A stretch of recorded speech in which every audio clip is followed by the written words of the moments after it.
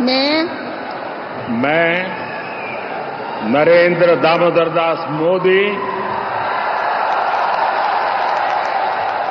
ईश्वर की शपथ लेता हूं कि मैं विधि द्वारा स्थापित भारत के संविधान के प्रति सच्ची श्रद्धा और निष्ठा रखूंगा। मैं भारत की प्रभुता और अखंडता अक्षुण्ण रखूंगा।